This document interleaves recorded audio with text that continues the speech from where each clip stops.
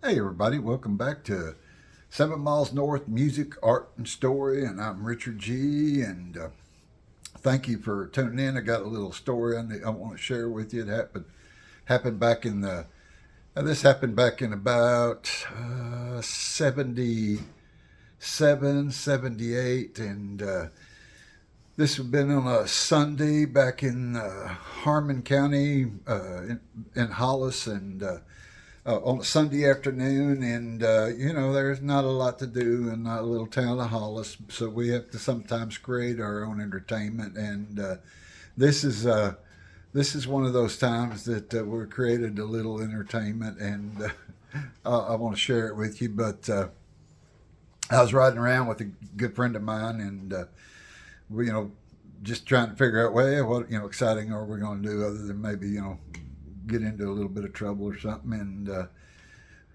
we had went by another one of my good friends, which just happened to be the uncle of the guy I was riding with, and I'm going to leave names out of it. And they were, we saw them, the doors open on their auto body shop, and they had these. It used to be an old tractor business, and they had these huge doors that where they used to pull tractors in and work on them. Now this was an auto body shop.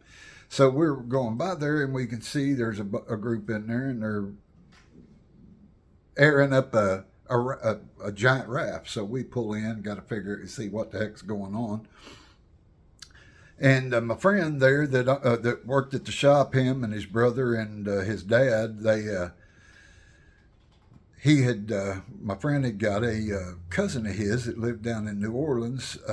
They had some surplus, and he worked for an airlines, and they had some surplus rafts, and these were giant 25-man rafts that you inflated from the bottom, and you inflated the bottom of it, and then you inflated the top of it, so it made a huge, huge, huge raft. Well, Hartman County's most of the time it's fairly dry. I mean, we don't get a lot of rain down there, and we get a lot of heat. And we're in Oklahoma, and boy, we're having a heat wave right here as we speak. But we had a lot of rain. It had rained like 2 or 3 different times, multiple inches. And the river that's up north of Hollis, the North Fork of the Salt Fork of the Red River, it had had some water come up on it. Now, a little backstory. We're from 7 Miles North, so this is about 4 miles north of my house. And as a little kid, this was kind of like going to the beach when we would go up there to this, because it had nice sand, and there was always a little bit of water in it. And this is it's where my granddad threw me into the water and taught me how to swim, and swim or good luck. So I had been in this river many, many times, and it when it got a little bit of water, when it was, you could have a little fun in it. So we get in there with these guys, and they're airing up this, and y'all want to go? We're going to go throw the raft in the river, and go down the river a ways. Well, my buddy that owned the body shop, he had a van, and they had a 16, I believe it was a 16-foot cattle trailer, open top. I think they pulled the back gate off of the trailer so they could get this ginormous raft, this circular raft in, and we all got in there and started strapping it down, and they were going to haul it up there, and we were going to follow them up in a couple of vehicles, Parker vehicles there on the highway. There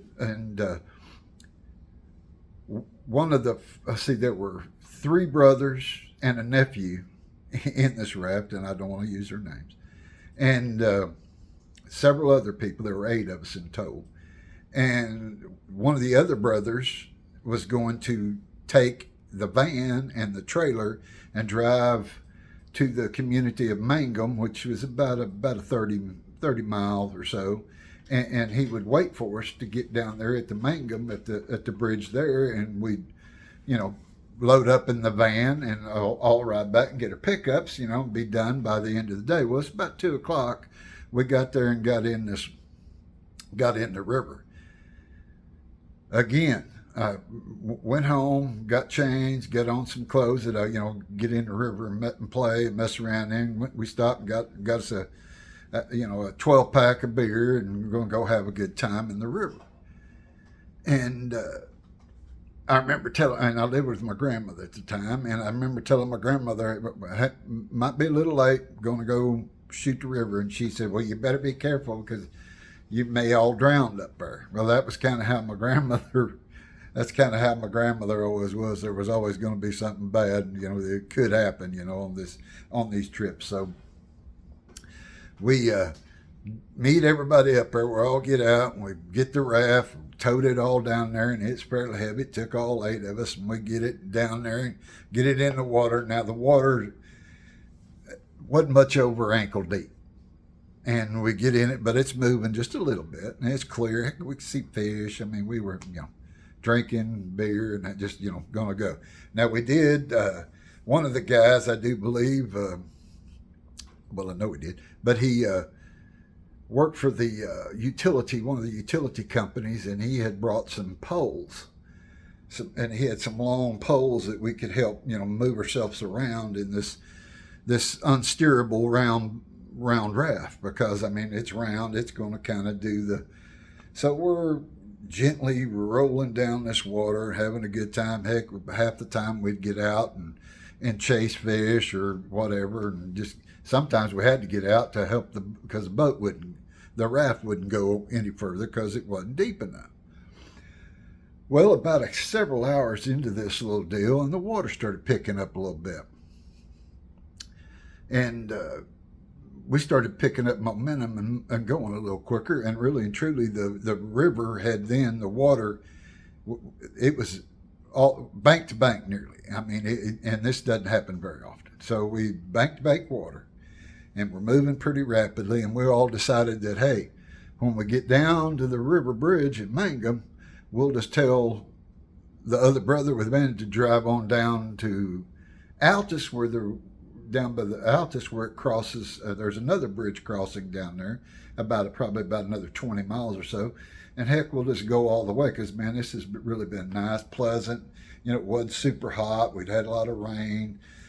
So we're really enjoying ourselves, and quite a little. There was maybe several more than a 12 pack of beer was involved in this little trip. Now I will tell you that. But anyway, we're on heading down. The water's a lot of fun, and it's gotten a little bit deeper, and we're moving a little quicker, and we're having to use those poles to kind of keep us away from the bank so we don't hit any trees or any rocks or anything. Water's just keeps moving quicker. Heck, we're thinking, well, crap, we're going to be there, in probably in an hour and a half or so. I can remember the sun was starting to come down. We didn't get started out there to probably, I think it was 3 o'clock, best I can remember. There was probably getting close to 5:30 or 6 o'clock. There was a group of people, and I'm sure we were past the Vinson area and on down the river a good ways. But there was a group of like 4 or 5 people that had come down. They knew something we didn't know.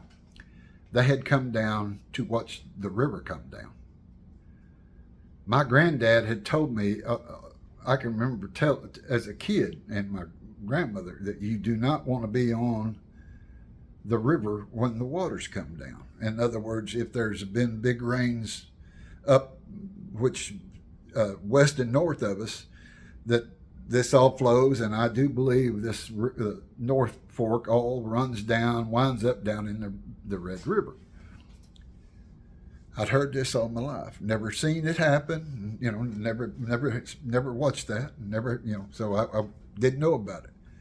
These people were all standing and they're waving their hands, waving at us, and hollering. We're all waving back, and one of them got down close enough and said, "Hey, y'all, the river is coming down on you."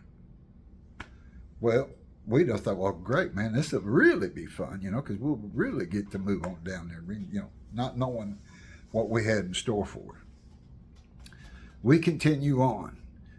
Starts getting closer towards dark, and we're really moving, and then we start having trees start passing us. Now, I don't mean little trees, I'm talking about large trees. One of these trees hit the back end of the boat. We was trying to, move ourselves around with a stick, and knocked a couple of snakes off into the boat, and they were just, thank God they weren't, venomous. But if you don't like snake, you don't like snakes, and I don't like snakes, so we had to get these snakes out this boat. So we're really humping along now. We are really, really moving, and we're starting to get a little bit of a wave going, and this water's coming in, and then we've got trees coming along, so we're having to keep ourselves away from the trees. We start coming in, and there's some canyons down in there between, and I can't tell you exactly how far it is, but it's probably about 10 miles from the Mangum, the bridge that where we were going to get off, that's over by Mangum. Start getting in these canyons, and these canyons kind of start doing the snaking thing. Well, that snaking thing became a funnel for the water to just, it was starting to really, really move and really get rough, and we were getting some really big waves. The first canyon we made it through. The second canyon we came to, as we went in that deep canyon and made another hard turn, we hit rocks and ripped the bottom side of this boat, the raft.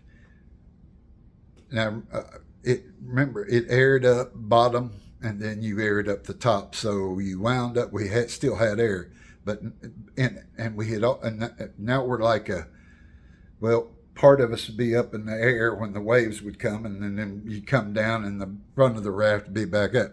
Now, it's kind of like riding a roller coaster, and I can remember a couple of the guys in the boat who'd been on the Colorado River, I think like the year before, they said, well, this is way, way rougher than the Colorado River was. And I mean, we're really moving, we're really up in the air. It's pretty crazy. Come up, now we've lost the bottom part of our air, so now we're also kind of like we're just kind of flopping around in these waves because we don't have all our air, but we're okay. We're getting ready to come into another canyon, and one of the guys hollers, hey, pull the side of the boat up, and we'll try to keep it from, rushing against the rock. Well, meantime, in amongst all us trying to keep away, we had lost our poles because we were trying to use the poles to keep us away. Well, they jammed the poles into the water, pushed the raft away, but it sucked anyway, we'd lost our poles. Now we have no poles. Now we're just kind of going like, we're spinning, and we're limp. We're like folding in the middle and flopping down, and I mean, it was crazy. So we come into this next canyon, and we're going to try to lift it up, and I'm on the lifting side with about 2 or 3 other guys, and we lift.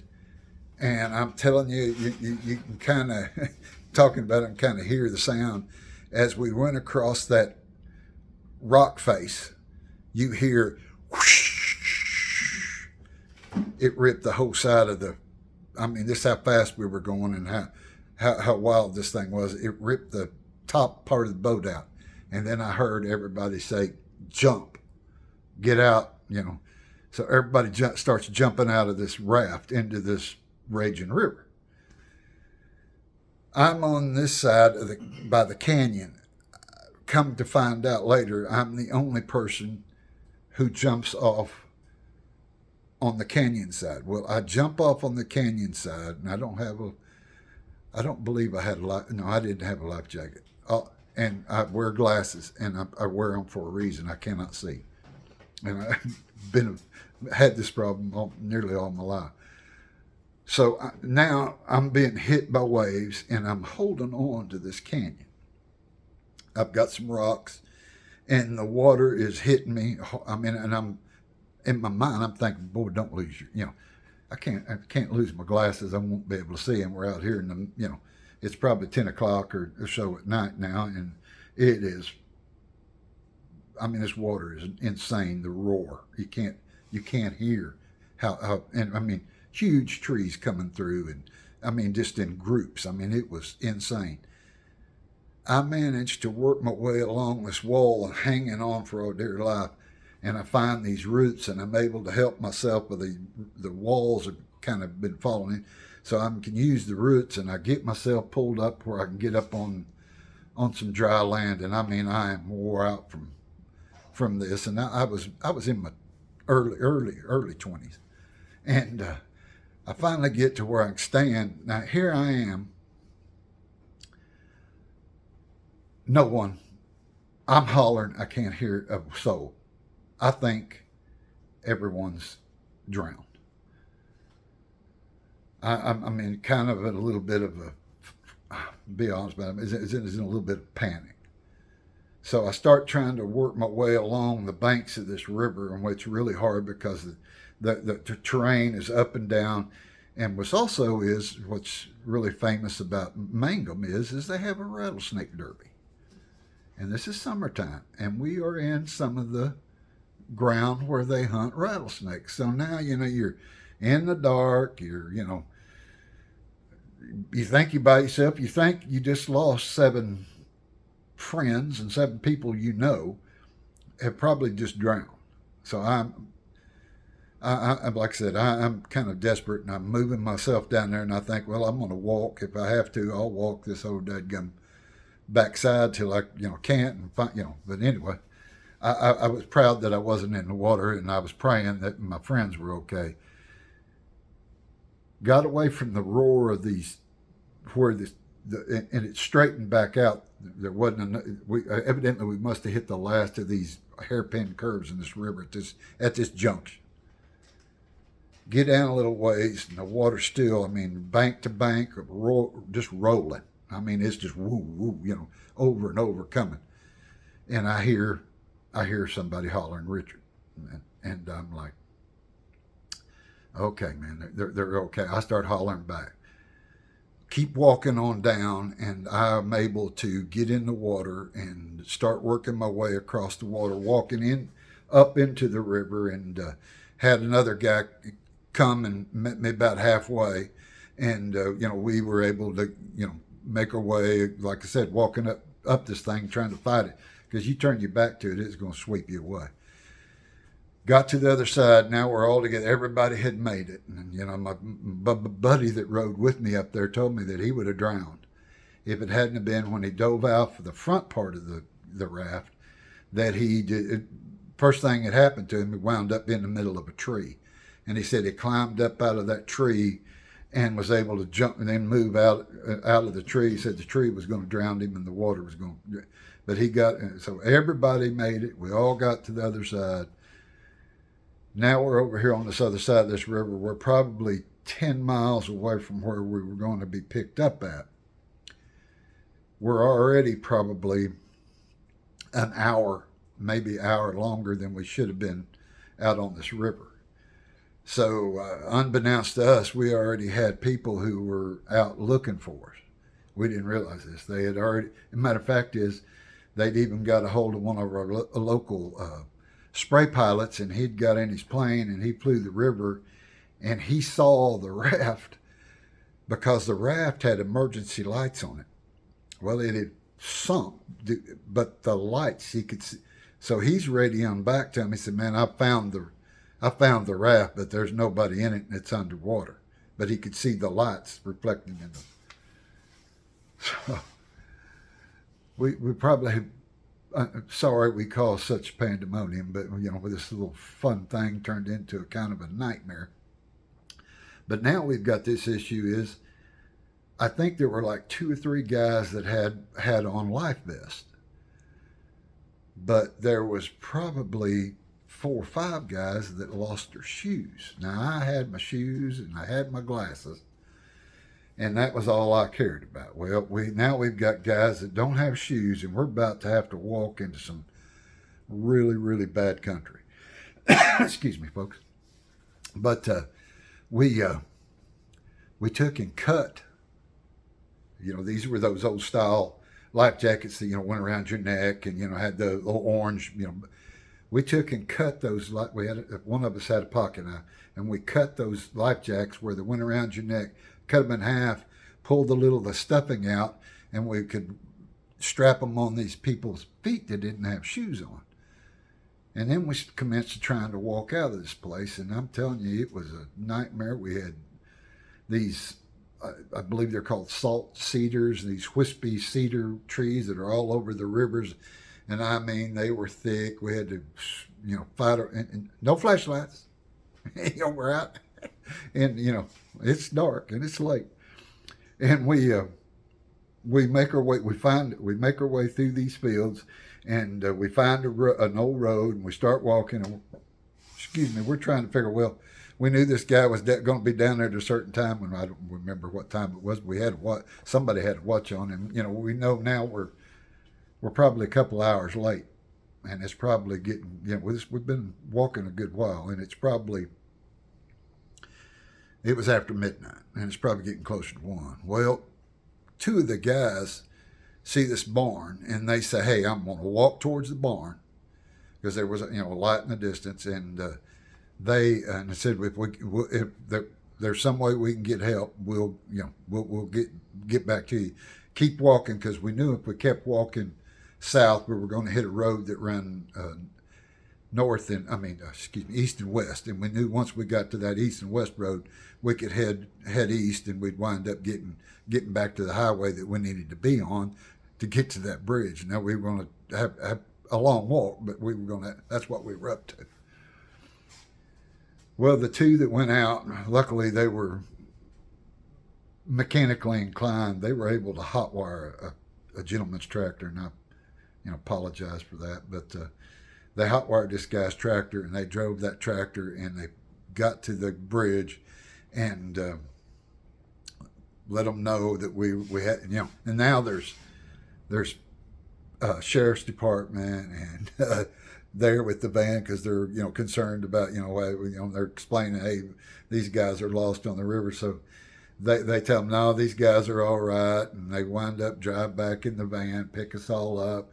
We get back home, and we all survived this raging river. But I tell you what, if you're ever thinking about getting on a river after there's been multiple rains, and I wished him back in my mind, remembering what my granddad said, you do not want to be on the river when it comes down. Well, trust me, you do not want to be on one of those rivers when you've got a wall of water and trees and whatever else in the world, snakes, debris, cows, whatever, horses, and that have been washed down through. You don't want to be involved in all that mess, and that's kind of what we got into. A horrific deal, and a night that for the ages. And I think I've brought this up in multiple videos of mine, that I was always a kind of a adrenaline junkie. Well, this was one of those times. I mean, I was so happy, so thankful the good Lord protected us and got us all out of there. And I do remember saying a prayer when I was up on that cliff, hanging on, and I wasn't sure I was going to be able to hang on until, Lord, please help me get me. And I'm sorry I got myself in another fine mess here, Lord, and I'm calling on you to help me out. He's never turned his back on me. He's always helped me out. So just remember that in times of need, you can always reach out for the good Lord. He's always there. But that's kind of my little story with the day. And the raging river that not like to took. I'm telling you, we were lucky. We were lucky. We were being taken care of, and because that could have gone really, really bad, and really, really bad. We never dreamed that it was going to be that way. We should have heed warning when those people were, and really in our mind, we thought the river was already down. We thought it had already coming down, and that's why we were moving so fast. So we were pretty happy about the whole speed of the way the thing's going. Well, needless to say, we lost a raft. None of us ever been that I know of. I never went and tried ever. Well, I never will ever try it again. And I won't. I like the riding the rapids, but You can't be in water like that. This is when you've got all the debris coming at you. It's extremely dangerous. So be careful, kids. If they don't try this, I'm telling you, it's really dangerous. Don't get in those rivers when there been heavy rains, because if they come down on you, it's not so much all the water, it's everything in the water coming with it, and it does bring all forms of mess with it. Because I mean, there were tree after tree after tree, and there's no telling what else was in that water. And lucky to be here. Here I am, 72 now, and telling the stories of a crazy youth. But the age group of these guys that were with, we were probably from 19 to probably late 40s, and the best I can remember, mid 40s to late 40s. So there was a good variety of age of guys. So none of us had a clue that this was going to happen. But that's my Raging River story, and I'll have some more stories for you later on down the line. But if you would, again, go to 7 Miles North. Music, art, and stories, and if you would subscribe and like, and me and my wife Robbie were here, and yeah, I'll lean out of the way. There's one of my wife's paintings there, and another one off to my left, and we do art, and we do music. We've got videos that we've made, and I write lyrics to music, and then we have through Suno, and then through open art we do our little videos. So we've got some music and videos, and please, if you would, give us a like and watch, and I want everybody to have a blessed day. God bless you, and thank you so much for watching us. God bless. Thank you.